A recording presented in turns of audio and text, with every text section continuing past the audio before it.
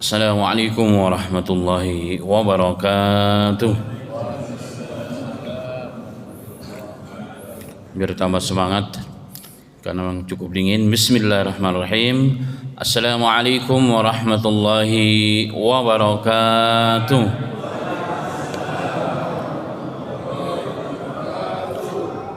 Biar tambah semangat, sunnah witir. Assalamualaikum warahmatullahi wabarakatuh.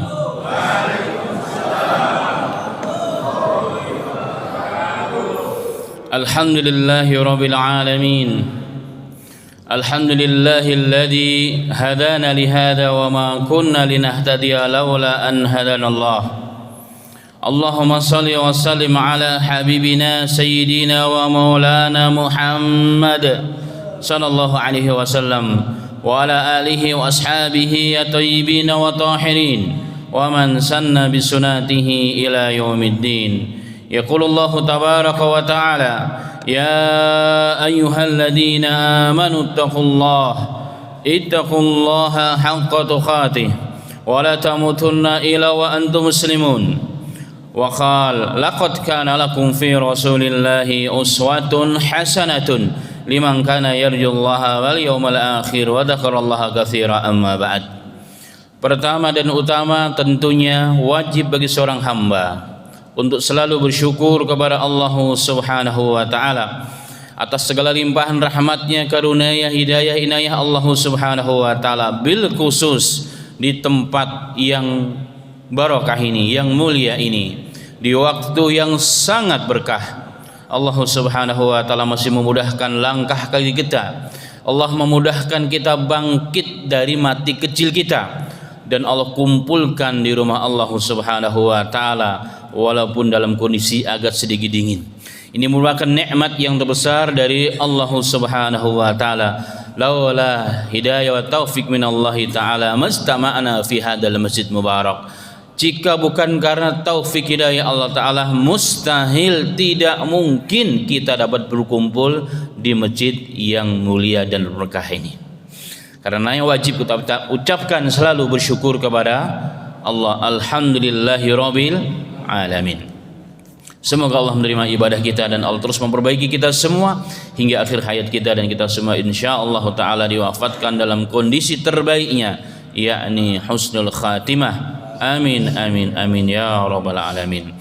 Salawat dan salam tidak terlupa teriring kepada junjungan Nabi besar Muhammadin sallallahu alaihi wasallam, kepada seluruh ahli keluarganya, sahabat-sahabatnya, dan orang-orang memperjuangkan agama dan sunnahnya hingga akhir masa.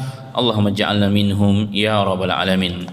Jemaah sekalian rahimani wa rahimakumullah, bahasan di pagi yang berbahagia ini seri perisai syaitan, perisai amalan dari tipu daya syaitan yang ke-12, masuk poin yang ke-25 tentang tidak sholat ketika terbit dan tenggelam matahari. Satu di antara pintu dan celah syaitan mengganggu dan menguasai manusia adalah membiasakan mentakhirkan sholat atau melakukan sholat di waktu terbit matahari, bukan waktu subuh lagi, terbit matahari, dan ketika tenggelam matahari, ditambah satu lagi ketika matahari pas di pertengahan hari, jadi sebelum waktu sholat duhur. Itu dilarang, bahkan dalam kajian fikihnya diharamkan oleh para alim ulama kecuali ada udzur ataupun ada sebabnya. Jika ada sebabnya maka tidak termasuk dalam kategori larangan tersebut, walaupun melakukannya dalam kondisi sengaja tanpa sebab tetap mendapat larangan hal tersebut.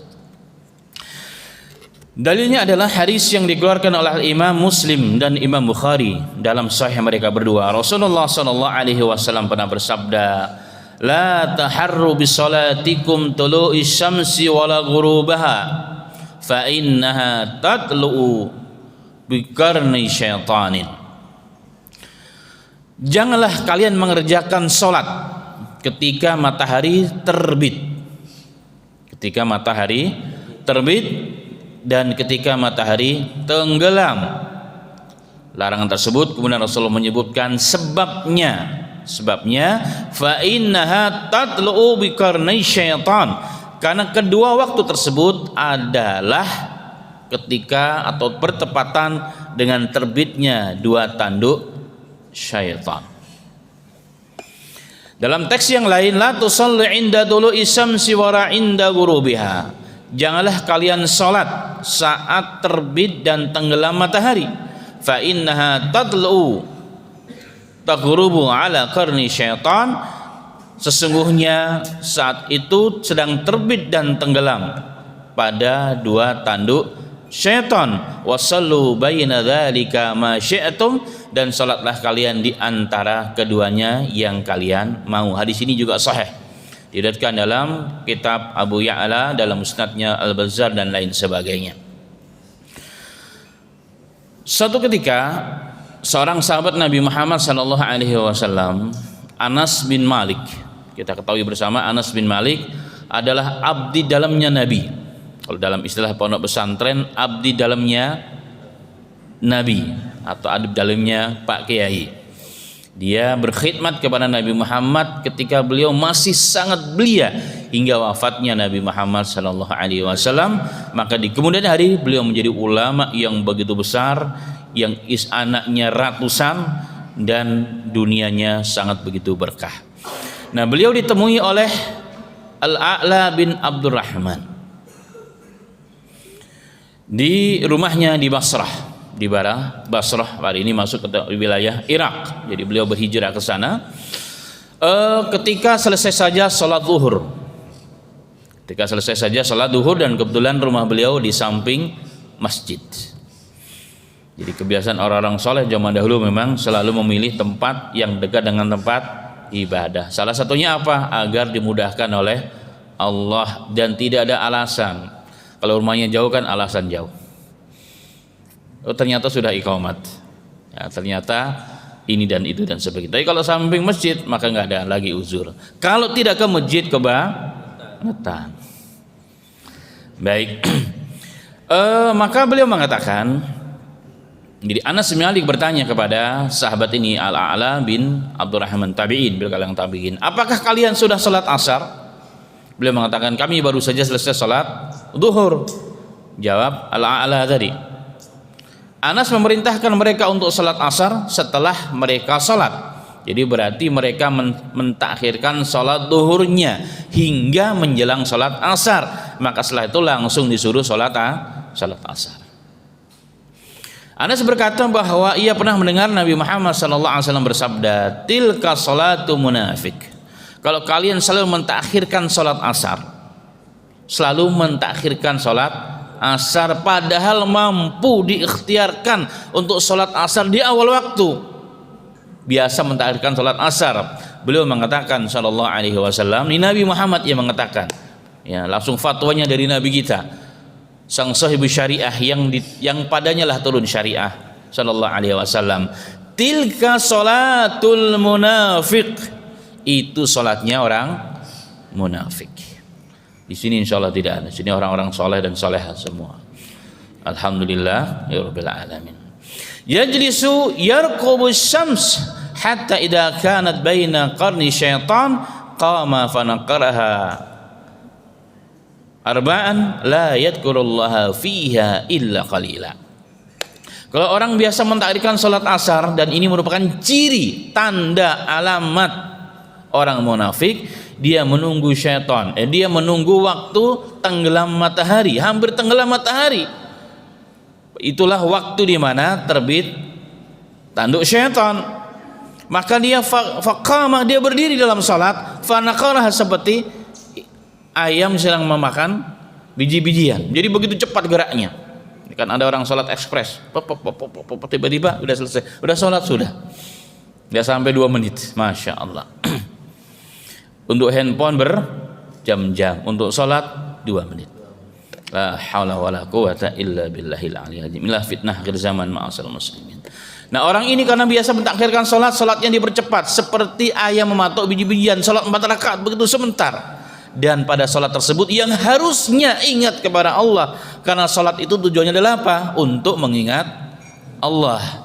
Aqimus sholata lidzikri, tegakkanlah salat wahai manusia untuk apa? Mengingat Allah, karena salat itu penuh dengan kebesaran Allah di dalamnya. Tapi ketika orang mentakhirkan salat, maka salatnya dipercepat. Karena apa? Takut ketinggalan. Maka Nabi Muhammad mengatakan la yadhkurullaha fiha illa qalila. Sudah dipastikan orang yang mentakhirkan salat, salatnya tidak banyak ingat Allah.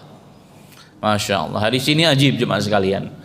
Salat yang itu ibadah terafdol kepada Allah, tujuan salat pun substansinya untuk mengingat Allah Azza wa Jal, tapi pada salat itu pun nggak ingat Allah kecuali sedikit. Masya Allah. Nah, tetapi bukan bahasan kita di bab ini. Bab kita di sini adalah apa? Waktu itu terbit tanduk, dua tanduk syaitan. Dalam teks yang lebih gamblang lagi, diriwayatkan oleh Uqbah bin Amir radhiyallahu anhu, dikeluarkan oleh Imam Muslim. Salasu sa'atin kanat Rasulullah sallallahu alaihi wasallam yanhaha an nusalli fihinna aw naqbura fihinna mautana. Ada 3 waktu yang Rasulullah melarang kami untuk salat di dalamnya. Salat tanpa sebab. Ya, ada namanya salat tanpa sebab, ada salat dengan sebab, dan menguburkan jenazah-jenazah kami pada waktu itu dilarang oleh Rasulullah. Sebagian ulama mengatakan haram kecuali sangat darurah. Yaitu apa? Yang pertama, hina tatlu'us syamsu tulu'an ala hatta tartafi. Ketika sedang terbit matahari, tunggu sampai matahari terbit, ya, sampai terbit. Dalam riwayat 1 tombak 2 tombak. Wahina yaqumu qa'imud dhahira hatta tazulu syams, atau ketika pertengahan matahari. Apa tanda pertengahan matahari? Bisa kita cek sama-sama nanti siang, ya. Ketika kita berdiri, bayangan kita nggak kelihatan sedikit pun, itu tanda pertengahan matahari. Saat itu tidak boleh sholat tanpa sebab, haram. Tidak boleh menguburkan jenazah pada waktu itu, kata Nabi Muhammad sallallahu alaihi wasallam. Wahina tadayyafa samsu lil gurubi hatta taqruba, dan ketika yang ketiga, ketika matahari sedang tenggelam, sehingga lewat waktu tenggelam tersebut baru diperbolehkan sholat dan boleh menguburkan jenazah-jenazah kita. Jemaah sekalian rahimani wa rahimakumullah, kita tidak lebih detail kepada bahasan tentang fikihnya, karena ini ada bab khusus. Tapi di sini lebih kepada larangan Nabi Muhammad SAW, ternyata itu terkait dengan tipu daya syaitan. Jadi orang yang suka mentakhirkan sholat dan melakukannya di waktu-waktu 3 ini namanya waktu haram. Dalam fikih dikatakan 3 waktu haram ini dia telah tertipu dengan jeratan-jeratan syaitan. Nanti masih belum. Nanti masih belum ditakhirkan, artinya ini waktu yang dilarang oleh Nabi Muhammad sallallahu alaihi wasallam. Tetapi menurut para ulama ahlu sunnah wal jamaah, larangan tersebut ada pengecualiannya. Apa pengecualiannya? Jika sholat yang kita lakukan adalah sholat qadha. Sholat qadha. Contoh, kita lagi tertidur terbangun pas waktu larangan, terbangun dari sholat, dari tidur pagi, dibangunkan mungkin seharian dalam perjalanan atau habis nonton bola begitu, ya. Qadarullah, masya Allah. Manusia lemah imannya kadang-kadang. Terbangun. Dalam hadis yang lain, ketika Anda lupa dengan sholat, ketika Anda terbangun dari ketiduran, maka saat itu langsung sholatlah, itulah itu waktunya. Mau itu waktu dilarang atau waktu tidak dilarang. Kalau walaupun waktu larang langsung berdiri, langsung kita sholat. Dan ini pengecualian, tidak masuk kategori larangan di atas. Yang kedua adalah sholat jenazah. Sholat jenazah adalah sholatu dzati sabab. Sholat jenazah itu sholat yang ada sebabnya, boleh dilakukan kapan saja, termasuk habis sholat subuh dan habis sholat asar.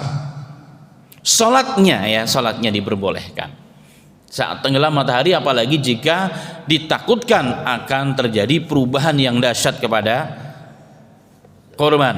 Contoh pada kejadian runtuhnya pondok pesantren Al-Khazainiyah, semoga yang meninggal menjadi syuhada insyaallah. Pengorbanan, ini pengorbanan. Ternyata dengan pengorbanan mereka banyak perubahan dalam peraturan-peraturan yang ada. Ala kulli hal, ditemukan dan diproses, dan ternyata sudah mulai terjadi perubahan, maka nggak boleh ditakhirkan. Nah, dalam kondisi begini boleh disolati, bahkan dimakamkan dalam kondisi memang sangat emergensi. Yang ketiga adalah salatut tahiyatul masjid, salat penghormatan terhadap masjid. Walaupun istilah salat tahiyatul masjid itu bukan dari Quran, bukan dari hadis, tapi itu penamaan dari para alim ulama untuk membedakan. Ketika kita masuk masjid, jangan duduk, kata Rasulullah dalam hadis, idza dakhaltal masjidah fala tajlis hatta tarka raka'ataini.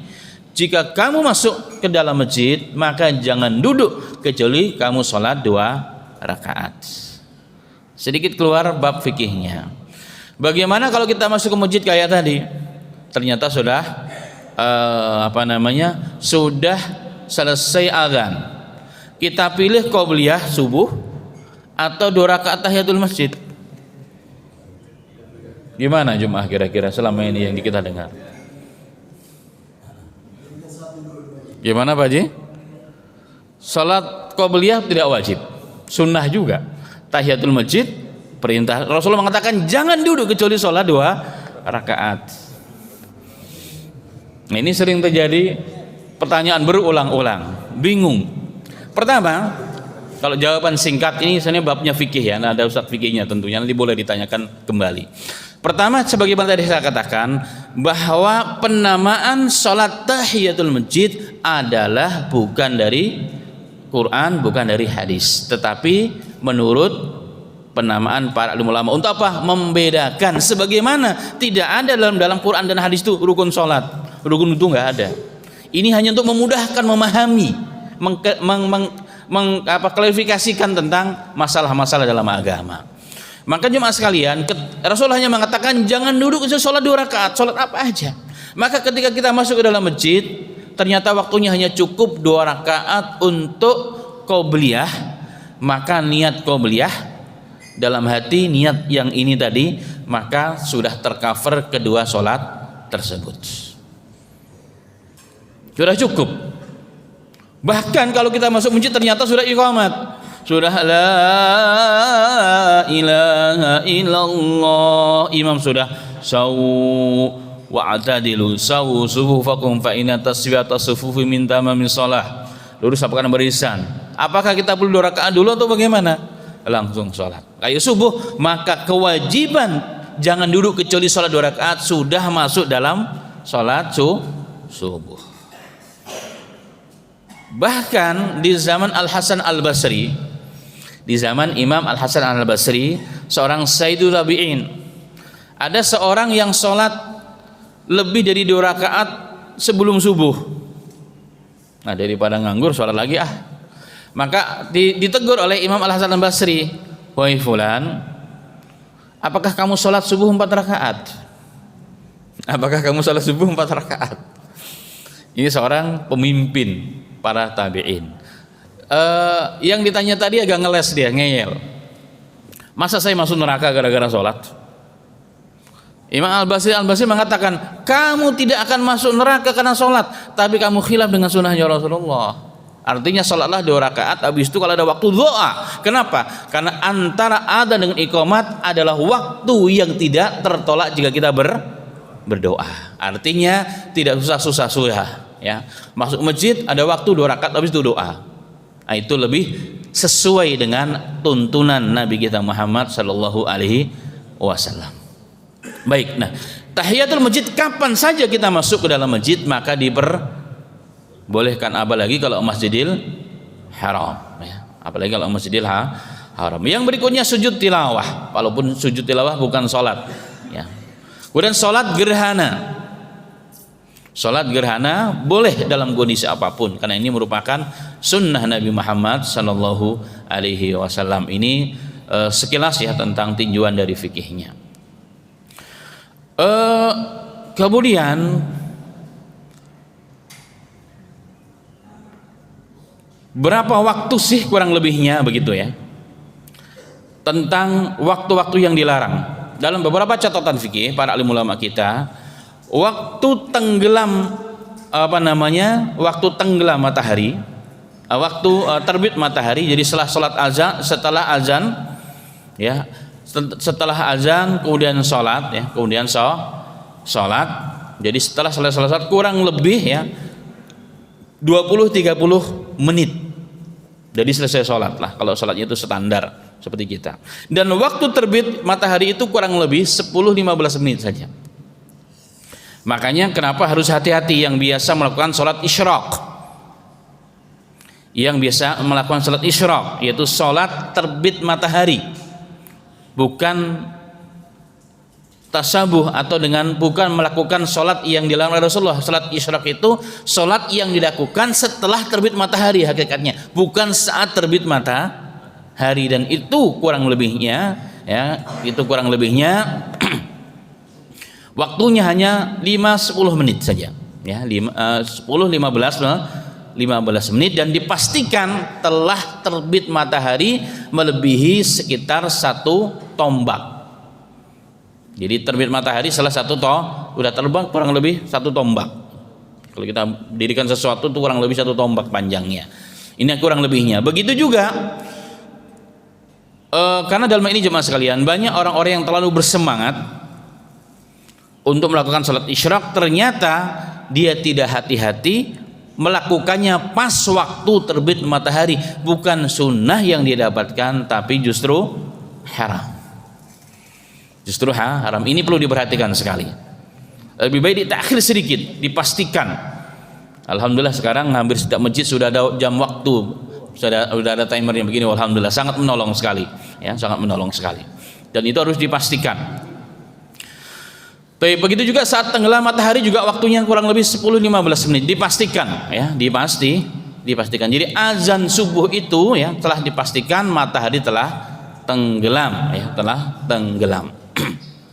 Ya, ini beberapa catatan. Pertanyaannya, salat isyraq ini selalu muncul karena utamanya begitu besar. Rasulullah mengatakan barang siapa yang salat berjamaah, salat subuh berjamaah di masjid, berarti kan, kemudian duduk, entah itu zikir, entah itu baca Quran, entah itu tadabbur, entah itu duduk dalam majelis, yang penting masih di dalam masjid, tidak keluar kemana-mana, kemudian menunggu waktu terbit matahari, tunggu sampai 15 sebelum matahari, setelah itu sholat 2 rakaat, kata Nabi Muhammad SAW, dia mendapatkan pahala haji dan umroh taman 3 kali.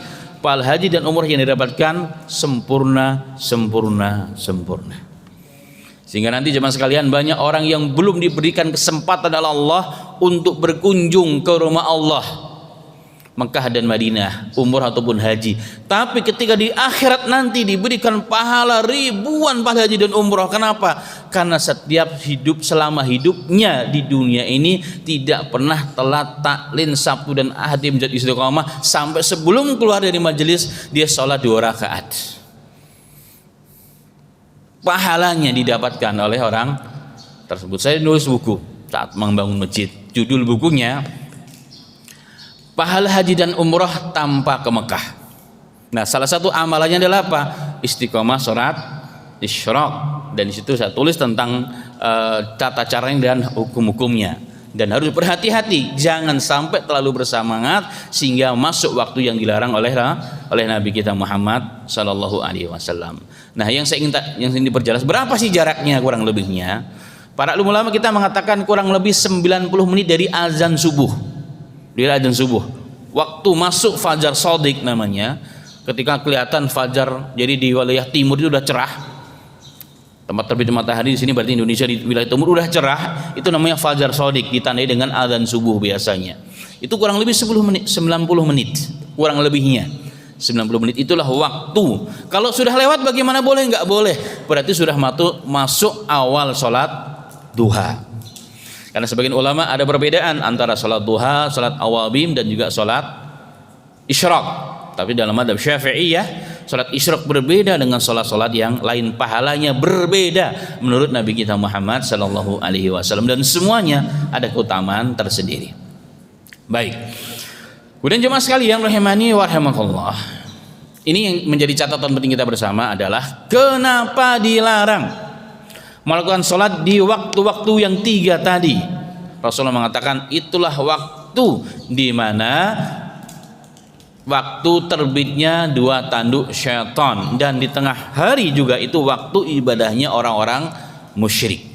Ya, dalam beberapa catatan yang lain. Kenapa dilarang? Kenapa diharamkan? Nabi Muhammad SAW mengatakan karena pertama itu terkait dengan tasyabbuh, bab akidah dan ibadah. Tasyabbuh artinya apa? Menyerupai ibadah orang-orang musyrik. Ibadah orang-orang musyrik itu di waktu-waktu syaitan sedang giat-giatnya muncul dan punya pengaruh yang luar biasa di dunia ini, yaitu 3 waktu. Waktu terbit matahari, pertengahan matahari, dan tenggelam matahari. Itulah kata lain makna daripada tanduk syaitan. Ya, waktu syaitan, ya, jin jahat maksud yang di sini, pimpinannya adalah iblis. Itulah waktu di mana mereka sedang punya kekuatan, sedang punya pengaruh di mana-mana, maka dilarang kita tasyabuh dengan mereka. Jemaah sekalian, di Indonesia ada namanya gereja syaitan. Bahkan orang Nasrani pun mereka banyak tidak tahu. Kelihatannya gereja, tapi itu tempat penyembahan syaitan, itu ada. Saya dulu pernah nulis buku tentang 10 perkara Barat menghancurkan Timur. Ini berbahasa Jawi Malaysia, saya terjemahkan dan saya kasih catatan kaki. Nah, salah satunya untuk membuat kerusakan di setiap negara, membuat tempat-tempat ibadah syaitaniyah, dan itu ada di mana-mana jemaah sekalian. Memang tersembunyi sekali. Dan ibadah mereka adalah pada 3 waktu itu. Ibadah mereka adalah pada waktu itu, maka Nabi Muhammad melarang karena ini tasyabbuh dengan mereka, dan kita harus khilaf apalagi urusan akidah dan urusan ibadah, nggak boleh mirip dengan mereka. Dan ini menunjukkan Islam ajaran tauhid, ajaran yang berbeda dengan ajaran manapun, ya, ajaran manapun, dan jangan boleh dicampur aduk urusan akidah dan urusan ibadah. Tidak bisa. Toleransi bukan berarti mencampur aduk urusan ibadah. Ya kan, ceramah di dalam bukan masjid, tempat ibadah yang lain. Ya. Maulid Nabi di tempat itu, emang masjidnya dilarang apa maulid Nabi? Sehingga cari tempat lain, begitulah. Nah, ini kan aneh bin ajaib. Kalau ditanya kenapa, mengangkat toleransi dan kerukunan agama. Kerukunan agama, toleransi dalam Islam itu bukan berarti mencampur aduk urusan ini. Tidak mengganggu, saling menghargai, menghormati, itu toleransi. Makanya Nabi Muhammad SAW di antara asbabul wurud, sebab asbabun nuzul, sebab turunnya surah Qul ya ayyuhal kafirun, Rasul dikasih tawaran. Udah Muhammad, karena orang munafik, orang kafir Quraisy capek. Nabi Muhammad ini sudah dihalangi, dakwahnya sudah dibatasi, bahkan diintimidasi, dikambing hitamkan, bagi keluarganya, umatnya disiksa, tapi tetap istiqomah dalam berdakwah, sehingga mereka capek. Maka mereka membuat delegasi untuk bernegosiasi dengan Nabi Muhammad. Muhammad, kita udah sama-sama capek, sudahlah kita kerjasama aja. Gimana caranya? Tahun ini kami ikut bersama kamu nyembah Tuhanmu, tahun berikutnya kita sama-sama nyembah Tuhan kami. Jadi kalau ada kebaikan dalam agamamu, kami ikut. Kalau ada kebaikan dalam ajaran kami, kamu juga bisa ikut. Maka dalam kondisi minoritas jemaah sekalian, dalam kondisi umat Islam masih sangat kecil kekuatannya, Allah dengan tegas menurunkan surah Ya ayyuhal kafirun la a'budu ma ta'budun. Masya Allah. Dalam kondisi seperti ini Allah tegaskan kepada Muhammad, katakan kepada mereka Muhammad, wahai orang-orang kafir, mustahil, tidak mungkin kami menyembah apa yang kalian sembah, dan kalian pun gak akan menyembah apa yang kami sembah. Jadi tegas dalam urusan toleransi. Nah, tasyabbuh ini tidak boleh. Baik, kemudian jemaah sekalian rahimani wa rahimakallah, ini membedakan identitas umat Islam dengan ajaran-ajaran yang lain. Disinilah kita punya prinsip dalam urusan akidah, ibadah bil khusus. Ya, dalam urusan akidah dan ibadah secara khusus. Kemudian jemaah sekalian, intinya adalah tidak boleh melakukan ibadah bahkan sholat seafdal sholat dalam 3 waktu tersebut, karena tasyabuh dengan ibadah-ibadah orang-orang musyrik. Ini ibadah syaitaniyah namanya. Kecuali mentalin kondisi tadi ya, kondisi-kondisi tersebut, tetapi nggak boleh kemudian itu dijadikan sebagai alasan terus menerus. Kalau telat sholat mungkin sekali 2 kali, ketiduran sekali 2 kali. Tapi kalau tiap hari ketidurannya jam bangun pas terbit matahari, itu namanya bukan ketiduran, memang sengaja tidur. Masa telat sholat tiap hari, sholatnya jam 7 dulu, itu bukan uzur, tapi memang dibuat sekali kali. Baik. Kemudian poin yang berikutnya jemaah sekalian rahimani wa rahimakumullah, masih ada waktu, adalah agar kita terhindar dari tipu daya syaitan, dari jeratan syaitan, maka berilmulah, belajar agama, menjadi ahlul ilm. Menjadi ahlul ilm, orang paham agama, nggak harus ngajar semua, duduk di mimbar ini enggak. Ada pergi satu tempat, di situ rata-rata lulusan pondok pesantren semua, masuk bahasa kitanya, ini di luar negeri tapi ya. Jadi orang yang di situ mau petaninya, mau pedagangnya, pejabat, semua lulusan pondok pesantren, ahli agama, walaupun tidak semua menjadi kiai dan ustadz. Tapi yang penting ahli agama, faham hukum-hukum syariat. Maka jika kita mampu itu, maka insya Allah terselamat dari satu celah yang terbesar daripada tipu daya syaitan. Bahkan dalam hadis yang dengan banyaknya riwayat hadis itu menjadi hasan, Rasulullah pernah mengatakan, "Uqdu aliman." Jadilah kalian jika mampu orang alim. Siapa orang alim? Ahli agama yang dimaksud, yang takut kepada Allah, yang tidak menjual ayat-ayat Allah dengan harga yang murah. Kalau tidak mampu, jadi yang kedua, au muta'alliman, jadi santri. Santri ada 2, santri yang mukim, santri yang kalong, atau santri ini termasuk santri kalong nih kita. Jadi cara belajar begini jemaah sekalian ternyata juga banyak di kalangan sahabat. Bahkan sahabat-sahabat Nabi dulu yang menjadi pembesar-pembesar itu para santri, tapi santrinya santri kalong kayak kita, tidak bisa setiap hari. Kita kan namanya kalau dalam di Indonesia namanya nyantri, kalau udah masuk pondok ya nggak pulang-pulang kecuali waktu libur. Ternyata kita juga termasuk santri jemaah sekalian, cuma santrinya santri kalong orang Indonesia. Jadi pulang pergi, kalau ada waktu ya datang, kalau enggak pulang. Itu nggak kalong namanya. Kalau kalong itu kan nggak setiap waktu ya, malam saja keluar, siang tidur ya, begitulah. Itu diistilahkan santri kalong. Nah ini termasuk juga, kita termasuk santri. Maka niatkan setiap kita belajar, kita sedang talibul ilm, sehingga kita masuk dalam perintah Nabi Muhammad SAW, jadilah alim atau ulama. Kalau belum bisa, jadilah santri walaupun sampai mati. Jadi santri sampai mati. Masya Allah. Umar, dalam riwayat Umar bin Al-Khattab, beliau punya kesibukan, beliau punya anak istri dan pekerjaan. Kita tahulah Umar bin Khattab. Nah ketika hijrah, beliau tinggal di pinggiran kota Madinah. Beliau tinggal di pinggiran kota Madinah. Maka dia datang kepada orang Ansor, kita ini hidup sementara, dan hari ini alhamdulillah Rasulullah masih bersama kita, ini nikmat. Maka wajib setiap kita untuk belajar mengambil ilmu agama dengan Rasulullah. Tapi masalahnya kita punya keluarga, nggak mungkin dan mondok, nggak mungkin dong nyantri mukim begitu ya. Tapi kita sisi lain wajib untuk belajar agama. Gimana caranya? Ya sudah, kita musyawarah. Hari ini orang Ansor kamu pergi seharian kepada Rasulullah, belajar di sana. Sorenya saya datang atau kamu datang kepadaku, ajarkan aku apa yang kau dengar. Nah saya hari ini mengejarkan seluruh tugas-tugasku sebagai kepala rumah tangga dan keluarga. Nah besoknya gantian saya yang pergi, kamu yang menyelesaikan seluruh urusan rumah tangga kamu. Dan ini dilakukan oleh siapa? Manusia termulia nomor 2 di muka bumi ini setelah para nabi dan rasul, ini Umar bin Al-Khattab. Maka kita mencontoh. Setiap kita tidak semua diberikan kesempatan oleh Allah untuk masuk pondok pesantren dan mukim, tapi setiap kita ada kemudahan untuk menjadi para santri ya. Semoga para DKM-nya mendapatkan jariahnya insyaallah. Allah telah membuat susah payah dengan program-program ini. Baik, kembali kepada hadis yang saya maksud, jadilah orang alim. Kalau nggak bisa muta'alim, Kalau nggak bisa juga, saking sibuknya orang ini kayak mesin hidupnya.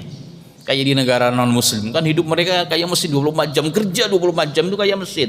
Di luar fitrah. Anggap memang itu terjadi, maka kata Rasulullah, tidak hilang kesempatan. Jadilah muhibban, pencinta. Jadilah mustami'an, yang suka mendengar. Sebenarnya jemaah sekalian, yang namanya nyantri itu bukan duduk tengok-tengok gini. Namanya ngaji kuping. Kita ini masih banyak ngaji kuping. Yang namanya nyantri nih, maaf nih, bukan saya memuji satupun. Memang bawa pulpen, bawa catatan. Itu namanya bedanya santri dengan mustami', dengan hanya duduk mendengar. Kenapa kalau duduk mendengar? Kita maaf, ingatan kita nggak seperti Imam Syafi'i. Imam Syafi'i kalau melihat langsung hafal. Kita ini dengar, tapi yang awal pun kita dengar sudah hilang. Apalagi sudah minum kopi, berdiri dari masjid, sudah hilang semua yang kita dengar. Maka supaya tidak hilang, ditulis. Itu namanya santri. Tapi kan sudah tua. Justru sudah tua itu maka harus ditulis sebenarnya. Nah, kalau tidak masuk kategori yang ketiga berarti mustami', mendengar. Kalau ini juga nggak bisa, yang keempat muhibban, menjadi pencinta. Siapa? Pecinta ulama, pecinta para santri, pecinta orang-orang yang masih ikut majelis, orang-orang yang masih walaupun duduk ngajinya mustami'. Dan Rasulullah mengatakan wala taqumil khamisata, janganlah kalian menjadi golongan yang kelima, fatuhlik, kamu akan hancur di dunia sebelum di akhirat. Itu apa? Antabghudha ilma wa ahla, kau benci dengan ilmu dan ahlul ilm. Ternyata kenapa kita diperintahkan oleh Nabi Muhammad untuk jadi ahlul ilm? Bagaimanapun kondisinya, ini kewajiban kita jemaah sekalian. Kita paham hari ini kalau nggak sholat dosa, nggak puasa doa tambah uzur. Tapi lupa kalau menuntut ilmu kita tinggalkan hal yang wajib, itu juga berdosa. Kenapa demikian? Kita akan angkat satu hadis. Hadis ini memang ada riwayat dhaif, tetapi karena banyaknya riwayat menjadi sahih atau minimal hasan. Ini menurut para ulama ahli hadis ya. Tidak perlu kita sebutkan tentang takhrij hadisnya, tapi intinya adalah hadis ini hasan dan boleh digunakan sebagai hujah. Kenapa kita kembali kepada pertanyaan? Kita diperintahkan dalam Islam untuk belajar agama. Terkait dengan yang kita bahas, seri perisai amalan syaitan. Nabi Muhammad SAW mengatakan dalam riwayat yang hasan atau sahih ini, faqihu asyaddu ala syaitani min alfi abidin. Karena Rasulullah mengatakan faqihun, satu orang faqih, satu orang ahli agama ya, yang mengamalkan agamanya, yang tidak menjual ayat-ayat Allah, asyaddu ala syaitani min alfi abidin, lebih ditakuti, lebih berat setan mengganggu orang ahli ibadah walaupun mereka 1000 ahli ibadah. Itu kalah dengan hanya seorang alim ulama. Maka dengan kita berusaha selalu menjadi santri minimal, maka kita mengarah ke itu, tempat tersebut. Ini apa? Kita ditakuti oleh syaitan. Alasannya menurut ulama kenapa ahlul ilm itu ditakuti oleh syaitan? Karena ketika ahlul ilm itu mendapatkan dirinya ataupun orang lain ada kesalahan, dia langsung paham dan dia akan memperbaiki kesalahan tersebut. Sehingga sedikit ibadah dengan ilmu itu lebih utama daripada banyak ibadah tanpa ilmu. Nanti kita melihat bagaimana pertahanan para alim ulama kita. Baik, sebelum lebih jauh sekali lagi saya ingin tegaskan, hadis ini hadisnya memang ada riwayat dhaif. Tapi karena banyaknya riwayat menjadi hasan. Bahkan Al-Imam Syalbani mengatakan hadisnya sahih. Artinya hadis ini sahih ya, hadis ini sahih. Jadi satu ahlul ilm, seorang ulama yang rasihu fil ilm, ulama rabbani, ditakuti oleh syaitan daripada 1000 ahli ibadah. Jadi orang yang menyembah Allah ada dua. Orang yang menyembah Allah dari hadis ini berarti ada dua. Siapa pertama? Ahli ibadah. Siapa? Ubad, disebut dengan ubad. Orang Islam menyembah Allah itu abid. Tapi ini nggak ditakuti oleh syaitan. Yang ditakuti oleh syaitan adalah penyembah Allah tapi berdasarkan ilmu syariat. Itulah yang ditakuti, ibadahnya dimanapun dia berada, duduknya, diamnya dia ditakuti oleh syaitan. Semoga kita diberikan taufik oleh Allah menjadi golongan yang kedua, abid ahlu ibadah yang dibarengi dengan ilmu. Amin ya rabbal alamin. Jemaah sekalian rahimani wa rahimakumullah. Al-Imam Al-Ghazali Hujjatul Islam dalam kitabnya Ihya'u Ulumiddin, ya, kita sama dengar. Beliau pernah mengatakan, al-alimu ya'rifu madakhila syaitani wa makaidah wa yaslamu minha wal jahilu la ya'rifuha wa yaqau fiha fa kaifa yastawiyani. Jadi beliau mengomentari hadis yang tadi di atas. Itu kata Imam Ghazali rahimahullah taala Ihya Ulumuddin. Beliau mengatakan, kenapa syaitan itu ditakuti kenapa syaitan takut dengan seorang ulama yang alim, seorang ahli agama, maksudnya seorang faqih.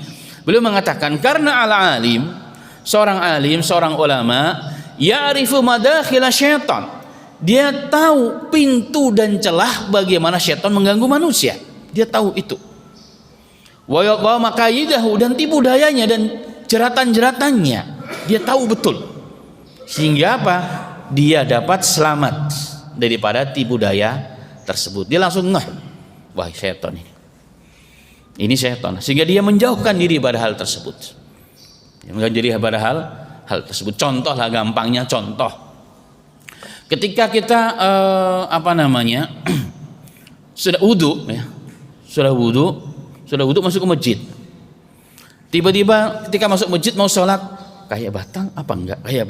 Kalau orang yang nggak tahu ilmunya, balik lagi dia wudu lagi, masuk lagi ragu lagi, balik lagi wudu lagi. Tapi orang yang paham, dia mengasaskan toharohnya dengan ilmu, sehingga dia apa? Dia yakin dengan wudunya, dia tidak ragu dengan bisikan syaitan, maka membangun ibadah dengan ilmu. Ini penting. Apa yang dia teringat hadisnya Rasulullah, jika kamu merasa ragu, kamu keluar angin ataupun tidak, pastikan jika kamu nggak dengar suaranya, nggak mencium baunya, ya sudah, berarti kamu ala taharah, kamu masih suci, nggak perlu ragu. Kalau nggak ada orang yang cuma sekalian mau satu sekali sholat berkali-kali ke belakang, kayaknya tadi dia katakan ini adalah takwa. Salah, ini bukan takwa, ini tipu daya syaitan. Ini tipu daya syaitan. Maaf, ada orang yang berkali-kali mau takbir, kayaknya nggak jadi. Imamnya sudah ghairil maghdubi alaihim waladdallin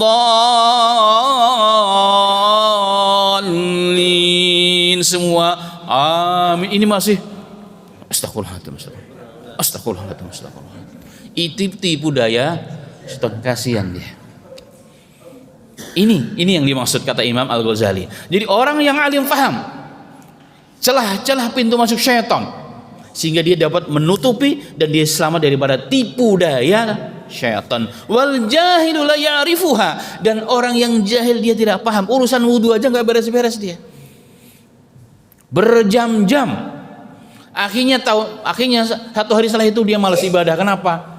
Karena kemarin capek satu hari mau sholat, jaga sholat pun capek. Kenapa? Dia nggak tambah dengan ilmu ibadahnya. Allahu Akbar. Dan orang jahil nggak tahu itu, sehingga apa? Fayaqau fiha, dan dia terjerumus dalam perangkap syaitan yang dianggapnya itu satu ketakwaan ibadah, padahal itu perangkap syaitan, waswas pada dirinya. Maka beliau menutup kalimatnya, fa kaifa yastawiyani, bagaimana dua golongan manusia ini sama di hadapan Allah? Enggak sama, kata beliau. Kemudian jemaah sekalian, Al-Imam Al-Manawi, kibar ulama madzhab Syafi'i al-hadis, beliau mengatakan dalam kitabnya Faidul Qadir, ya, beliau mengatakan al-faqihu asyadu ala syaitan. Kenapa orang alim itu lebih ditakuti oleh syaitan? Li'annahu ya'rifu turuqahu wa madakhilahu, mirip dengan kata Imam Ghazali tadi. Karena orang yang alim tahu jalan-jalan masuk, celah-celah syaitan menggoda manusia. Fa yaqta'uha bil ilm wal burhan, maka ditutup pintu tersebut dengan ilmu dan dalil yang kuat dari sumber Al-Quran dan hadis. Wal abidu ghafilun an dzalika, dan orang yang ahli ibadah tanpa dibarengi dengan ilmu. Kadang-kadang alasan gini, yang penting kan kita ibadah, jadi pada duduk belajar mulu tapi ibadahnya sedikit. Ini ternyata ini tipu daya setan, jemaah. ibadah terus. Ya orang lagi taklim kayak begini, dia baca Quran, dia sholat, dia zikir, nggak mau duduk taklim. Itu dianggapnya dia dalam ibadah, dia sedang ditipu oleh syaitan.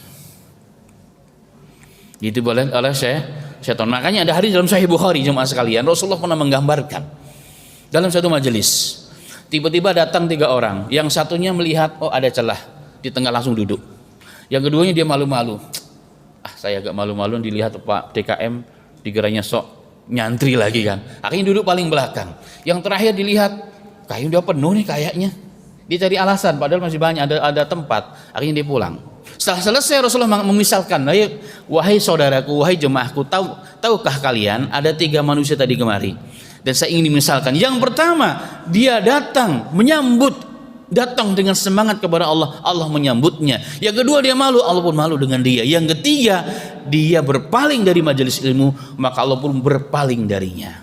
Nah, catatan penting adalah dalam Fathul Bari Salah Sahih Bukhari, Al-Imam Al-Muhaddis Ibnu Hajar Asqalani mengatakan, ini dalil haram bagi orang yang tidak punya uzur mendapatkan satu majelis di masjid, apalagi di masjid, dan dia meninggalkannya. Kenapa tadi jemaah sekalian kaitannya ini? Ternyata ilmu itu menjadikan orang itu selamat daripada jeratan syaitan. Maka kalau kita nggak ada uzur jemaah sekalian ya, khusus nih jemaah kita di sini, alhamdulillah ramai di sini, alhamdulillah. Jangan meninggalkan majelis hanya karena egosentris, fanatik. Ini Ustadz Amin nih kayaknya bukan Ustadz Nyunah deh kayaknya. Nih subhat kalau saya duduk. Kayaknya ini beda nih, bukan ahli zikir, nggak mau duduk. Hanya gara-gara itu Anda tertipu oleh syaitan. Duduk, kata Imam Ibnu Hajar, duduk, bahkan Anda berdosa kalau tanpa uzur. Masya Allah. Sehingga Rasulullah memisalkan, dia malu dengan Allah, jangan dianggapnya kan tawadhu, rendah diri, duduk di belakang.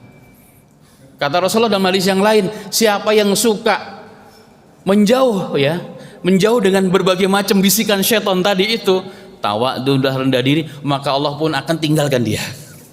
Allah akan meninggalkan dia. Man akhara, barang siapa mentakhirkan dirinya, Allah akan takhirkan betul dalam seluruh kebaikan. Kenapa kaitannya dengan ilmu? Allah musta'an, la haula wala quwata illa billahil aliyil azim. Jemaah sekalian, ada satu hadis dalam Riyadhus Shalihin, hadis sahih. Rasulullah berkisah tentang umat Bani Israel. Ada seorang ahli ibadah yang mencoba, yang ingin diganggu oleh seorang wanita dalam tanda kutip, wanita tidak baik, ya, wanita tidak baik. Maka si wanita tersebut mendatangi seorang pemuda tadi yang tampan, memang dia diharapkan betul, masya Allah kelihatan orang soleh lah begitu ya. Siapa yang tidak mau mendapatkan pasangan orang yang soleh? Hanya wanita yang pasti tidak solehah. Siapapun ya, masya Allah, dohirnya soleh, masya Allah, orang bisa akan bisik, Ustaz kayaknya udah punya calon belum? Kalau enggak saya punya. Biasanya kenapa? Karena keinginan mendapatkan calon orang yang soleh. Ini sama nih kisah Bani Israel. Tapi sayang ini soleh, hanya soleh, ahli ibadah, tapi bukan alim, bukan fakih. Maka dibilang, Mas, oh ada apa Mbak? Saya minta tolong di rumah, tolong bantuin di rumah saya perlu bantuan. Oh ya nggak apa-apa. Dia lupa bahwa berduaan dengan yang bukan mahramnya hukumnya haram, itu pintu jeratan syaitan. Dia lupa itu. Dengan niat apa? Menolong sesama manusia dia dalam kesusahan. Ini jiwa seorang muslim kan begitu, tapi jiwa seorang abid, orang yang soleh saja, bukan yang alim. Kalau orang alim dia nggak mau sendirian. Oke, nanti saya datang ya dengan teman-teman, dengan yang lain, dengan RT RW kalau bisa. Makanya bapak-bapak yang alum masjid di sini, banyak di luar sana perempuan-perempuan ataupun sebaliknya yang sangat memperhatikan kita semua di sini. Wow, Pak Haji Fulan ini kayaknya soleh bener nih. Kemudian banyak tetangga, maaf ya, tetangga Pak Hajinya kebetulan ini contoh di sini nggak ada. Contoh Pak Hajinya ini baru ditinggal istrinya. Ada Bu Hajah yang memang udah lama mengharapkan dudanya Pak Haji ini. Dia cari alasan, Pak Haji saya minta tolong di rumah saya kerannya bocor. Kata Pak Haji, Bismillah, kapan Bu Hajah ada waktu? Sekarang juga bisa. Maka kalau kita belajar tentang bab ini, jangan dilakukan kecuali kita datang bersama RT dan RW, minimal tetangga yang baik. Pak Imam masjid. Supaya apa? Supaya terhindar yang kita ingin kisahkan ini. Supaya terhindar apa yang kita kisahkan. Kenapa jemaah sekalian? Saya punya teman ya, Masya Allah. Istilah hari ini orang hijrah lah begitu ya. Hijrah dia biasa salah satu ahli spesialis perbaikan bor sumur bor dan turunannya lah begitu ya. Qadarullah satu saat dia mendapat telepon ya dari seseorang dan anak buahnya lagi pada nggak ada di kampung semua. Dia sendiri yang datang. Ternyata yang mengundang dia, yang nelpon dia itu adalah cinta lamanya di SMA di kampung. Dan ternyata dia pun sudah menjanda. Sudah tahu endingnya bapak-bapak ya, ibu-ibu? Berarti nggak perlu saya teruskan. Kan sudah tahu endingnya. Ini fakta jemaah, ini fakta. Astagfirullahaladzim. Awalnya lama-lama menjaga. Tapi setan masuk di situ. Apa yang terjadi? Ya biasa, walaupun secara agama boleh ya. Endingnya nikah siri, tapi akhirnya keluarga besar yang selama ini sama-sama mujahid Jakarta dari kampung akhirnya menolak perjuangan tersebut. Baru dia datang ke saya bilang, Anda egois dengan cinta lama, Anda mengorbankan keluarga yang selama ini Anda bina. Saya katakan begitu. Poligami tidak haram, tapi maslahat itu diperhatikan. Gara-gara alasan sunnah, tapi keluarga yang sudah dibangun malah hancur. Nikah dari satu kan menambah kebahagiaan, menambah kerukunan, bukan menghancurkan yang sudah ada. Ini yang menjadi catatan penting dalam syariat itu. Sehingga kita akan lihat orang itu nikah karena nafsu atau betul-betul menjalankan sunnahnya Rasulullah. Pak Haji ya, begitu Pak Haji ya. Jadi kan banyak nih hari ini banyak orang yang mengatakan sunnah yang mana gitu maksudnya. Baik, astagfirullah. Terlalu jauh kita. Kembali kepada hadis Bani Israel. Maka kisahnya si laki-laki ini masuk ke rumahnya. Sampai di rumah dikunci oleh wanita tersebut. Masya Allah. Bani Israel jemaah ya, Bani Israel luar biasa. Dipilih. Wahai fulan, sebenarnya saya minta kamu kemari bukan minta tolong, tapi saya sudah lama pingin denganmu. Saya serahkan diriku, tapi dia nggak mau. Ya sudah, kalau kamu nggak mau dengan diriku ini, tubuhku ini yang begitu indah luar biasa, saya berikan 3 pilihan. Pertama, kamu bunuh nih anak saya yang kecil. Dia bilang, waduh kalau bunuh yang mudarat, saya melukai orang lain, mendolimi orang lain tanpa sebab, saya nggak mau. Kalau begitu kamu zinai aku, saya juga nggak mau karena saya mendolimi kamu, kita nggak sah. Maka dia bilang, terus yang ketiga, ya udah kalau gitu kamu minum khamr. Dia berpikir kalau minum khamr kan saya yang rugi, orang lain nggak ada terugikan. Dia lupa jemaah sekalian, kalau al khamru adalah umul khamais dalam syariat itu. Khamr itu induk segala maksiat dan dosa. Masya Allah. Dan dia akhirnya dilakukan apa? Minum khamr, berzina juga, dan membunuh anak kecil. Kenapa di sini Rasulullah mengatakan ini ibadah melakukan sesuatu tanpa dengan ilmu agama? Masya Allah. Sebenarnya masih banyak Pak bahasan ini, tapi saya tutup saja ya dengan satu kalimat Umar bin Abdul Aziz. Umar bin Abdul Aziz dalam riwayat yang sahih kepada beliau mengatakan, man abadallaha bi ghairi ilmin ma yufsiduhu aksaru ma yuslihuhu. Barang siapa yang beribadah kepada Allah, entah itu salat, entah itu puasa, entah itu haji, entah itu apapun yang bersifat ibadah, muamalah, muasyarah, tanpa dengan ilmu, kata beliau, maka kerusakannya lebih banyak daripada kebaikannya.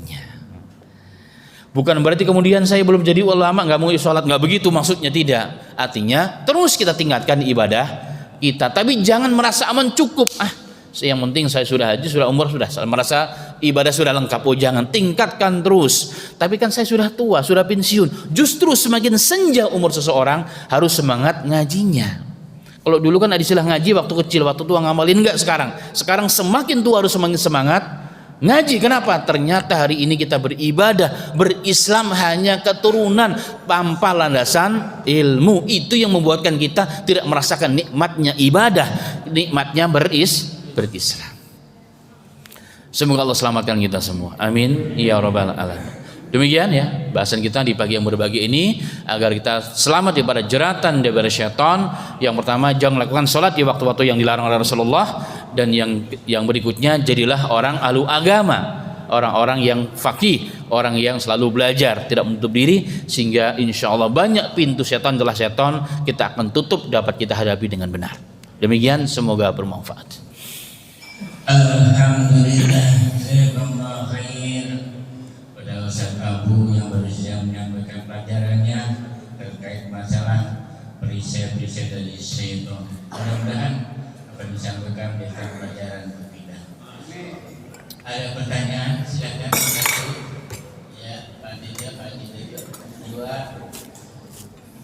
3. Ya.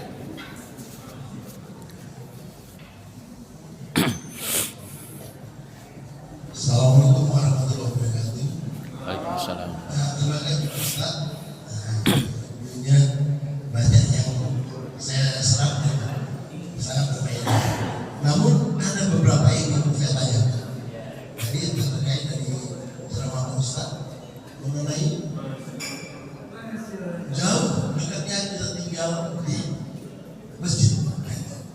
Apa kira-kira seandainya kita tinggal di masjid? Di sebelah masjid, malah dia sholatnya terlambat terus sama orang yang katakanlah dia masjid, tapi dia justru waktu dan segala macam. Yang kedua, bahkan dikatakan bahwa memang setan itu sangat banyak. Yang ingin saya ingin tanyakan, apakah setan itu benar-benar? Maksudnya kalau goda Pak Imam, pakai ada yang CP, setannya itu. Apakah waktu mengganggu saya tadi ya istri itu cukup, tapi kalau mau Pak Yusuf ya masih sesuanya gitu Pak. Kira-kira saya pertanyaan saya itu apakah juga harus dibahas sehingga banyak yang kebobolan itu tadi itu barangkali yang datang lebih canggih. Saya rasa dua itu dulu Pak. Assalamualaikum warahmatullahi wabarakatuh. Waalaikumsalam warahmatullahi wabarakatuh.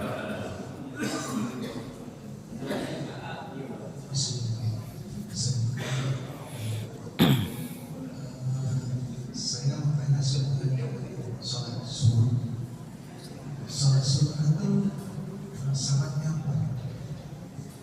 Kalau nggak salah itu kan kalau misalnya kita sendiri pas harus berjamaah sholat subuh, terus kita isi atau zikir sampai waktu sudah sholat, suruh kita kerjakan.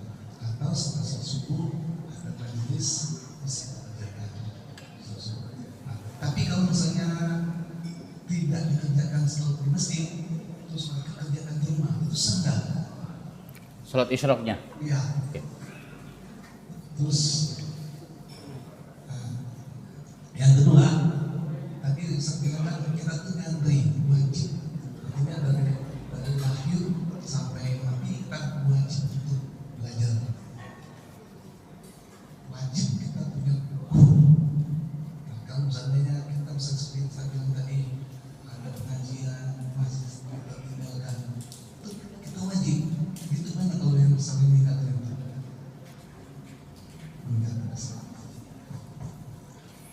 Silakan satu lagi. Assalamualaikum warahmatullahi wabarakatuh. Waalaikumsalam. Ustaz, mengenai azan Ustaz. Belakangan ini ada satu masjid yang tadinya biasanya cuma sekali azan, sekarang ini setengah jam sebelum waktu subuh dia azan gitu. Betulnya ada hikmahnya juga gitu Ustaz. Tapi belakangan akhirnya waktu-waktu yang lainnya juga azannya 2 kali, zuhur atau asar. Saya pernah tertipu. Saya pikir saya udah telat gitu, saya datang ke sini udah kosong, waduh, saya merasa bersalah yang di sini udah kosong gitu. Ternyata belum waktunya gitu Pak Ustaz. Jadi bagaimana katanya mengikuti di Arab kayak gitu. Itu saja. Assalamualaikum warahmatullahi wabarakatuh. Bismillah, alhamdulillah. Semoga bisa menjawab. Yang pertama terkait dengan bertempat tinggal yang dekat dengan masjid. Jadi saya ingin katakan begini sebenarnya. Orang yang diberikan nikmat rezeki itu kan banyak. Salah satu nikmat adalah apa? Allah dekatkan kita dengan rumah Allah. Atau tinggal di komplek yang akses ke masjidnya gampang, tidak perlu berjam-jam, tidak perlu mujahadah. Itu nikmat jemaah. Maka kita nih yang di sini, kita mendapatkan satu rezeki yang begitu besar, yaitu Allah mudahkan akses ke masjid. Itu satu dulu. Kenapa? Dengan dekatnya ke masjid, Allah bimbing kita, Allah jaga kita untuk mudah tetap menjadi alumni masjid, dekat ke masjid. Minimal nih awalnya ada perasaan gak enak dengan DKM. Minimal. Ya, minimal itu walaupun mungkin telat-telat melulu, enggak ada masalah. Tapi bayangkan kalau kita kondisi lemah iman, rumahnya jauh dari masjid, selalu beralasan, sudah telat. Sampai sana pas sudah telat. Tapi kalau rumah kita samping masjid, walaupun telat-telat, kita masih mau ke masjid. Kenapa? Minimal malu dulu. Karena itu dulu. Nah, malu ini akan berubah lama-lama ya, karena ibadah kepada Allah itu menolak untuk saling kepada Allah. Lama-lama dia akan menikmati nikmatnya sholat berjamaah. Walaupun sesungguhnya semakin jauh rumah kita itu semakin baik, semakin banyak pahalanya. Hadisnya banyak. Di zaman di Riyadhus Shalihin dinukilkan ada seorang yang terdengar oleh Nabi Muhammad mau jual rumahnya yang di pinggir Madinah, ingin membeli tanah yang di samping Masjid Nabawi dengan niatnya supaya tidak ketinggalan sholat berjamaah dengan taklim dengan Rasulullah. Maka Rasulullah panggil, "Wahai fulan, saya dengar kamu pindah rumah." "Iya ya Rasulullah, rumah saya jauh banget dan kebetulan di samping masjid ada rumah, ada tanah kosong."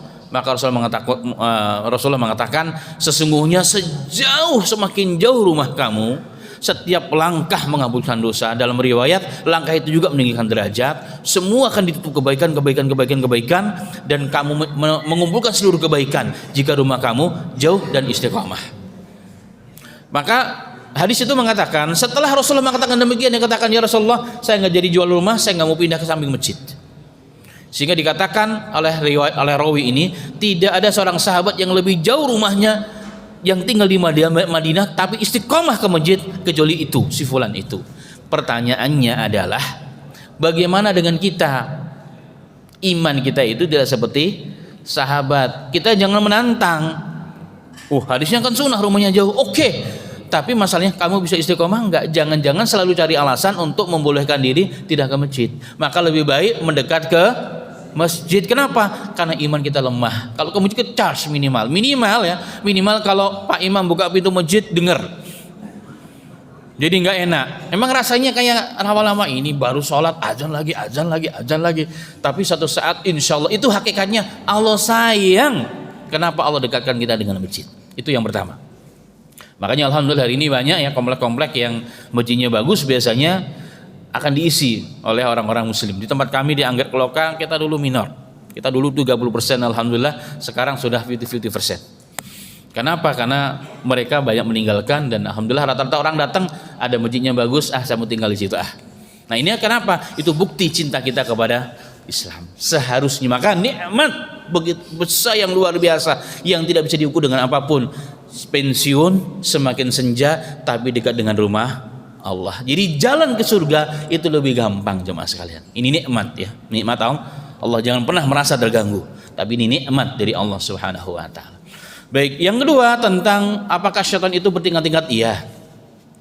Syaitan itu dalam hadis yang sahih riwayat Muslim dan juga riwayat Imam Nasai, setiap hari pagi hari dia mengutus utusan prajuritnya untuk bertebaran ke seluruh muka bumi untuk menggoda manusia sebagaimana sudah kita bahas. Dan mereka akan menggoda manusia ditugaskan sesuai dengan kapasitas imannya masing-masing. Ya tadi yang Bapak sudah sampaikan, kalau imannya levelnya TK, TK cukup, nggak perlu yang jenderal yang turun. Tapi kalau ulama, masya Allah mujahid, ulama mujahid dai, lo nggak bisa setan TK. Ini harus panglima ini, bukan hanya bintang 1, ini harus bintang 4 ini yang goda nih. Ini kenapa nih kiai? Caranya bagaimana ya? Dengan cara dia yang luar biasa. Nah begitulah kurang lebih jemaah sekalian ya. Tapi intinya setiap manusia akan mendapat godaan dan ujian. Godaan dan ujian dari siapa? Dari mereka. Orang berkata, kenapa sih Allah ciptakan setan? Kan kita jadi susah hidupnya. Coba kalau setan nggak ada. Kita jadi mau bertakwa semua.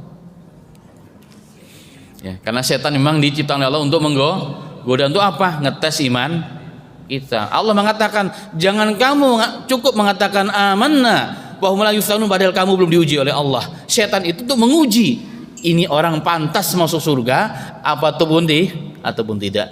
Jadi makanya kita sering mengkambingkan apa setan. Istri lagi nggak taat, dasar istri setan. Ya kan? Suami susah diatur, dasar suami setan. Anak sendiri yang kita lahirkan gara-gara nggak mau ngikutin kita, dasar lu setan.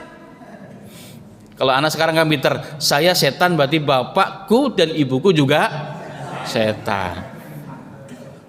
Setan jadi kambing hitam terus jemaah sekalian hari ini, masya Allah, di Indonesia ya. Semoga Allah makan kita semua, semoga tercerahkan. Baik, pertanyaan kedua tadi, pertama terkait dengan apa tadi saya lupa. Oh, sholat syuruk. Apakah boleh kita sholat berjamaah di masjid tapi sholat isyraqnya di rumah? Kalau ditanya boleh tidak boleh? Boleh Pak. Kenapa? Ini sunnah. Kalau asasnya itu ada sunnah, maka turunannya ke bawah itu semua sunnah, tetapi tidak mendapatkan pahala yang sempurna. Boleh, tidak haram, gak ada masalah, apalagi ada uzur. Allah tahu niat kita dan Allah tahu kondisi kita. Boleh, tidak haram, tapi tidak sempurna pahalanya. Mungkin harusnya tadi 100 menjadi ya 10 lah. Itu ya nilainya begitu.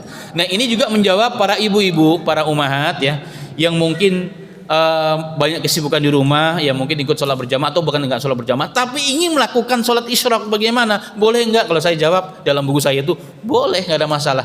Boleh, karena ini sunnah.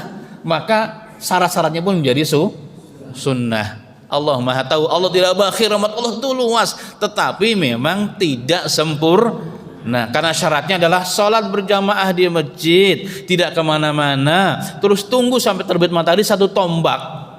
Ya 10 menit kurang lebih setelah terbit matahari kita sholat, atau 15 menit, waktunya sebentar, kita sholat 2 rakaat, itu pahala haji dan umrah sempurna kata Rasulullah. Nah, kalau nggak di masjid, keluar tetap sholat dia, sekali lagi boleh dapat pahala, tapi pahalanya tidak 100%. Begitu. Baik, terus yang berikutnya tadi,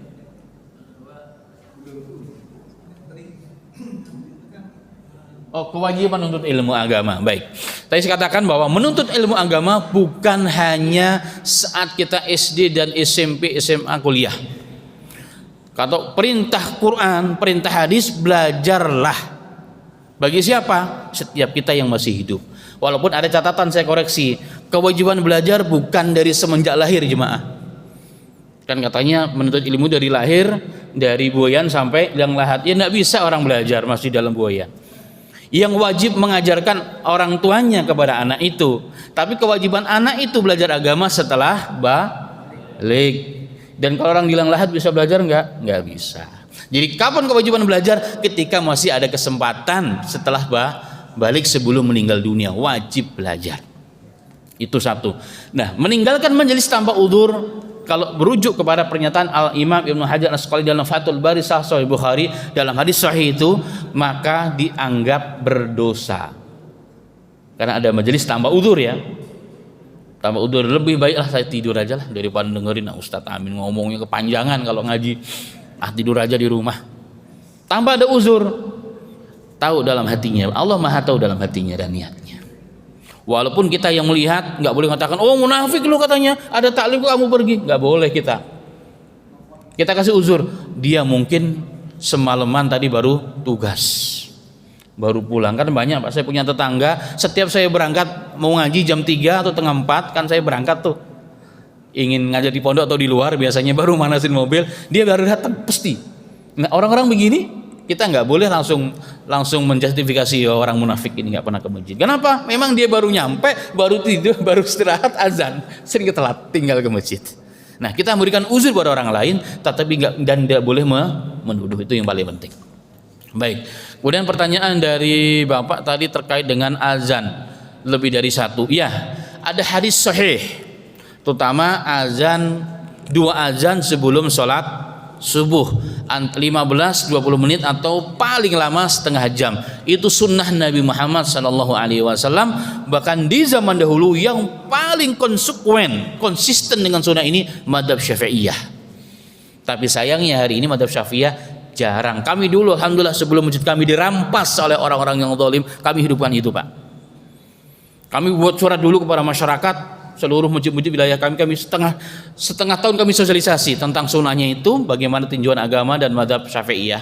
Alhamdulillah manusia paham dan mereka akhirnya berterima kasih. Kenapa? Karena 25 atau paling tidak 15 menit sebelum subuh kami sudah azan. Tapi ketika masjid dirampas oleh orang-orang yang zalim itu, ya padahal kami yang bangun dengan berbagai macam fitnah, sekarang hilang sunnah itu. Hanya kita tahu di Haramain Syarifain.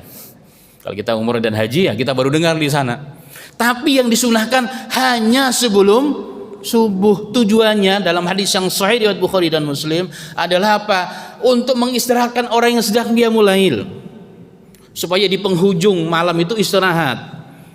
Jangan menghabiskan sampai subuh. Kenapa? Supaya walaupun kita bangun malam, jangan kelihatan kita bangun malam, menutupi amalan kita di malam. Kadang-kadang ada orang yang tapi di negeri antah berantah ya.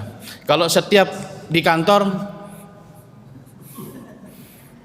kenapa dia ingin dikatakan wah ini memang sohibut tahajud? Justru itu tercela jemaah. Itu riya, itu sombong. Makanya untuk menutupi ini Rasulullah mengatakan azan awal itu liyastari al-qaim, untuk mengistirahatkan orang yang sudah berdiri malam, istirahat sejenak. Makanya Nabi Muhammad SAW biasanya istirahat sejenak sebelum sholat subuh. Ini kebiasaan Rasulullah. Tapi Rasulullah langsung bangun, karena Rasulullah kan walaupun mata terpejam hatinya tidak tidur. Beda dengan kita, kalau mata kita terpejam semua tidur kita. Nah Rasulullah tidak. Rasulullah habis tahajud dia istirahat sebentar, kemudian dibangunkan oleh Bilal untuk sholat subuh. Tujuannya apa? Supaya antara kita bangun malam gak bangun malam di pagi harinya kita fresh. Jangan sampai, ini kan sunnah, mengganggu yang wajib, pekerjaan jadi nggak beres, ini tidak boleh. Makanya itu salah satu hikmahnya. Kemudian yang kedua adalah apa? Untuk membangunkan orang yang tertidur, minimal persiapan sholat subuh, atau syukur-syukur masih sempat sholat 3 rakaat lah, 2 rakaat 1 witir. Kalau mazhab Syafi'i mengatakan minimal muslim itu 1 rakaat sholat malam sebelum azan subuh, minimal 1 rakaat apa? Witir. Tahajud apa? Tahajud adalah amalan ibadah, sholat apapun namanya, jika dilakukan sebelum subuh atau setelah sholat isya itu namanya tahajud, itu namanya qiyamul lail. Itu di hari-hari biasa jemaah sekalian. Nah, bil khusus di bulan Ramadan itu tujuannya adalah apa? Untuk mengingatkan, membangunkan persiapan bahwa kita besok mau puasa, maka bangun wahai manusia, wahai orang-orang Islam, untuk sahur. Kenapa? Tasaharu fa inna fi suri barakah, bersahurlah kalian wahai orang-orang Islam, karena pada sahur itu ada barokah dari Allah. Nah ini tujuannya. Tapi kalau azan itu dilakukan di sholat duhur, di sholat asar, itu jelas bertentangan dengan ajaran Nabi, kecuali azan pertama Jumat. Memang di zaman Nabi tidak ada. Di zaman Abu Bakar tidak ada azan yang 2 Jumat itu kan. Azan yang pertama sebelum imam naik mimbar, azan yang kedua setelah imam naik mimbar. Nah di zaman Nabi Muhammad tidak ada, di zaman Nabi Muhammad tidak ada, di zaman Abu Bakar dan Umar. Kemudian beberapa tahun di zaman Utsman baru diadakan. Atas dasar ini orang-orang mengatakan berarti azan pertama itu bid'ah, karena nggak pernah dicontohkan oleh Rasulullah. Nanti dulu kalimat bid'ah. Rasulullah kan mengatakan, pegang teguhlah sunnahku dan sunnah khulafa'ur rasyidin. Utsman bin Affan satu di antara 4 khulafa'ur rasyidin yang Rasulullah memerintahkan kita untuk berpegang teguh dengan keputusannya. Apalagi pada saat Utsman bin Affan memutuskan ada azan awal, itu disepakati oleh seluruh sahabat. Itu namanya ijma' dalam hukum, dan ijma hukum syariat yang sangat kuat setelah Al-Quran dan hadis. Gak ada satupun yang khilaf. Kenapa alasannya? Karena di zaman Utsman bin Affan, umat Islam semakin luas, kota Madinah semakin penuh, hiruk pikuk pasar semakin luar biasa, dan saat itu mungkin belum ada jam. Sehingga untuk mengingatkan, tetapi memang azan awal itu mereka lakukan jauh sebelum sebelum orang naik mimbar, untuk mengingatkan. Kemudian muncullah, ini fikih sedikit. Kalau dulu kan nggak ada jam, nggak ada tanda-tanda waktu. Sekarang udah nggak perlu. Jadi itu kan ada sebabnya, sudah nggak perlu. Ulama yang mengatakan itu tetap perlu adalah apa? Bahwa al-i'tibaru fi umumi lafzi la fi khususis sabab. Jadi agama ini didasarkan pengamalannya pada keumuman lafaz perintah syariat, bukan pada kekhususan sebab. Kalau hanya amal itu karena sebab ini akan begini, semua karena sebab, maka banyak sunnah-sunnah dalam Islam ini akan hilang sunnahnya. Contoh ya, hampir jumhur ulama mengatakan ketika yang insya Allah semua di sini sudah pernah mungkin ya, atau yang belum doa kepada Allah diberikan taufik untuk umrah. Ketika kita datang pertama kali ke Mekah, itu namanya disebut harus tawaf, namanya tawaf kudum. Disunnahkan pada 3 putaran pertama pada tawaf kudum saja kita menyisihkan baju kita. Kemudian lari kecil, itu namanya ramal. 3 putaran pertama. Dari rukun Hajar Aswad terus yang aman di situ jalan, jangan lari. Nah, kalau kita lihat asbabul wurud, sebab kejadian ini adalah apa? Di zaman Nabi Muhammad SAW pada tahun 6 Hijriah, Rasulullah berumrah, namanya umrah qadha. Dan Mekah DKM-nya masih orang kafir. Jadi masjid di zaman Nabi Muhammad dulu DKM-nya jemaah sekalian, Masjid Nabawi itu orang non muslim alias kafir, bahkan musuhnya Rasulullah. Tapi karena sudah ada perjanjiannya, sudah mereka nggak bisa membuat apa-apa. Tapi apa yang mereka lakukan? Semua ngintip dari atas gunung. Kita lihat nih Muhammad. Kan karena waktu itu Madinah dikenal dengan Yasrib. Yasrib itu kota berpenyakitan. Semua ekstrim. Jadi kota penyakit di sana, termasuk orang pasti demam di sana, termasuk Rasulullah dan Abu Bakar demam di sana, hampir meninggal. Itu bila begitu, jadi orang-orang kafir mengatakan, kita lihat apa yang akan terjadi pada Muhammad dan orang Islam. Datang dari kota berpenyakit, dan saat itu kan jalan kaki mereka. Nah, tunggangan minimal satu pekan, kan pasti capek. Mereka ingin nyinyirlah kepada Nabi Muhammad dan kaum muslimin ketika mereka mau umroh yang pertama. Ternyata pembicaraan nyinyiran ini didengar oleh Allah. Allah memerintahkan malaikat Jibril untuk menyampaikan Muhammad, ya Muhammad, tuh orang-orang kafir nyinyir kepada kalian. Kalian ini terkenal orang lemah berpenyakitan. Tunjukkan kekuatan Anda kalian ini. Maka Rasul mengatakan, kita semua yang ikut saya umroh, sing-singkan lengan baju sebelah kanan. Ya, artinya ihramnya dia taruh di bawah. Untuk putaran pertama 3 kali putaran tawaf kudum. Yang kedua kita lari kecil. Ini tunjukkan kepada mereka, kita nih kuat, kita nih hebat. Tapi jangan terus-terusan lari, nanti kecapean. Nah, tempat yang ketutupan nggak kelihatan oleh orang kafir itu antara rukun Yaman dengan Hajar Aswad. Kita lari sambil tarik nafas, habis itu lari lagi. Ini namanya asbabul wurud. Kalau gara-gara asbabul wurud ini ya, sekarang di sana sudah orang Islam, bahkan dunia sudah masya Allah ya kan, umroh haji adalah simbol. Kemudian sunnah ini apakah jadi hilang? Enggak, sunnah ini tetap masih ada. Nah, tetap ini sunnah masih ada. Nah, ini saya kembali tadi kepada yang saya sampaikan adalah dalil tentang dibolehkannya azan awal dalam sholat Jumat. Maksud saya begitu ya. Tapi bagi yang tidak mengamalkan tidak ada masalah. Nah, masalahnya ini dia mengharapkan taklim sama baca Al-Quran keras-keras gitu. Jadi ya kan kalau masjid lain kan ada taklimnya, taklim atau baca Al-Quran gitu dikeraskan. Nah, dia itu mengharapkan untuk baca Al-Quran keras-keras dan taklim itu gitu. Baik, barakallahu fiik. Ini hal yang sensitif ya.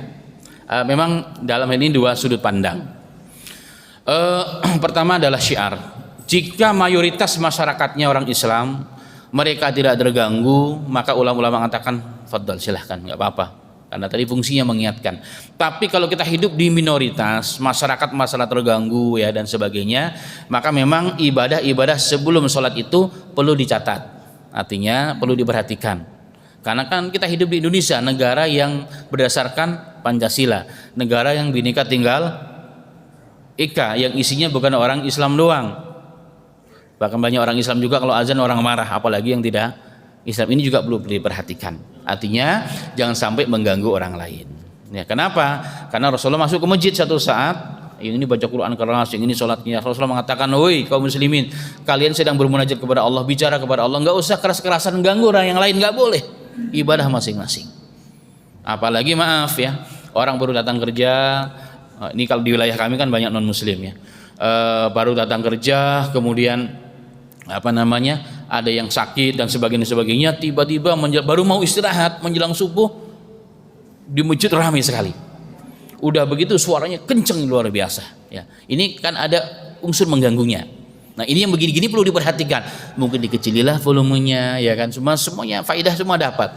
Atau jangan teriak-teriak lah. Udah gitu kadang-kadang maaf, bukan puji-pujian Pak, bukan tahrim yang diperdengarkan, lagunya si Pian.